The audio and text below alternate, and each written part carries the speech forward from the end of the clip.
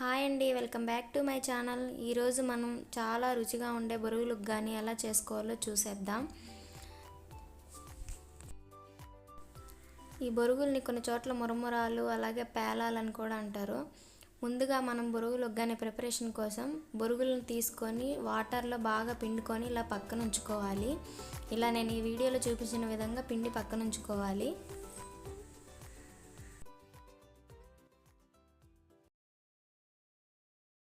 ఇప్పుడు ఒక కడాయి పెట్టి దాంట్లో కొద్దిగా ఆయిల్ వేసి ఆయిల్ హీట్ అయ్యాక తాలింపు గింజలు వేసుకోవాలి.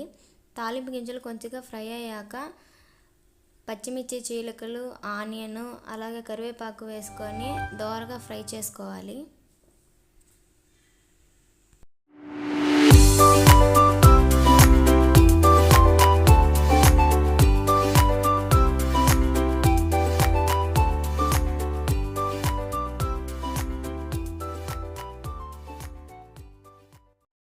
ఇలా ఆనియన్ ఫ్రై అయ్యాక టమాటా ముక్కలను కూడా యాడ్ చేసుకొని బాగా ఫ్రై చేసుకోవాలి.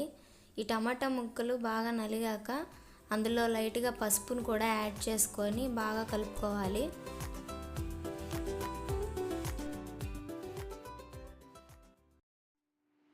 ఈ ఉగ్గానికి కాంబినేషన్గా రెడ్ చట్నీ అలాగే మిర్చి బజ్జీతో చాలా బాగుంటుంది. దీనిపైన లైట్గా నిమ్మరసం పిండుకొని తింటే చాలా టేస్టీగా ఉంటుంది. మీరు కూడా ఒకసారి ట్రై చేసి చూడండి.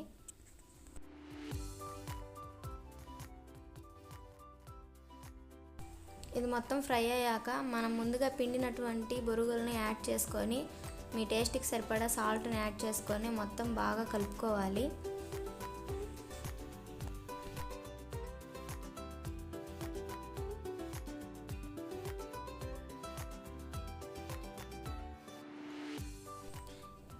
ఈ ఉగ్గాని మొత్తం కలుపుకున్నాక ఇందులో కొంచెం కొబ్బరి కారం కూడా యాడ్ చేసుకోవాలి.